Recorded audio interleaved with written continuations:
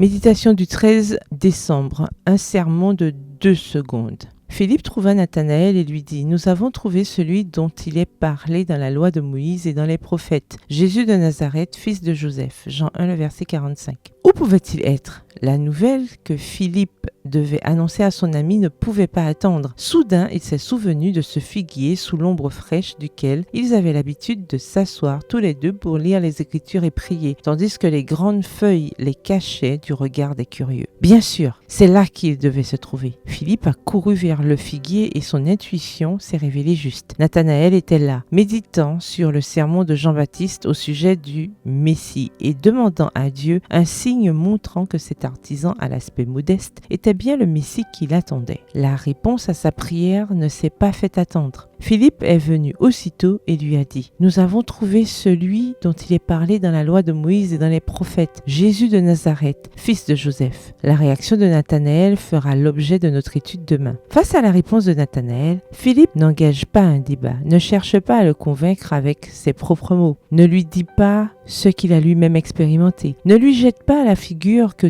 toute l'étude qu'ils ont faite ces derniers jours ne sert à rien. Au lieu de tous ces palabres inutiles, Philippe prononce un sermon de 2 secondes. Viens et vois. Viens et vois est la seule clé infaillible pour convaincre de croire en Jésus. Il avait lui-même dit ces mots la veille à 2 hommes qui voulaient en savoir plus sur lui. Voir Jean 1, le verset 39. Ce jour-là, Philippe a été inspiré par le Saint-Esprit pour lancer un appel bref mais percutant à Nathanaël. C'est le travail que nous sommes appelés à faire. Chanter, prêcher du haut de la chair, entre autres activités, sont une part fondamentale de la mission. Cependant, rien ne remplace un travail personnel en face à face. L'invitation à venir et à voir par nous-mêmes donne à nos amis et à notre famille l'occasion de faire une rencontre personnelle avec Jésus. Il en est qui, pendant toute leur vie, ont fait profession de connaître le Christ et qui cependant n'ont jamais fait un effort quelconque pour amener une seule âme au Sauveur. Extrait du livre Jésus-Christ au chapitre 14 à la page 116, livre écrit par Ellen G. White. La bonne nouvelle, c'est qu'il est encore temps de partir en quête de ceux qui cherchent sincèrement le Messie et qui ne l'ont pas encore trouvé. PS, heureuse d'être comme Philippe. Bonne journée et que l'Éternel vous bénisse.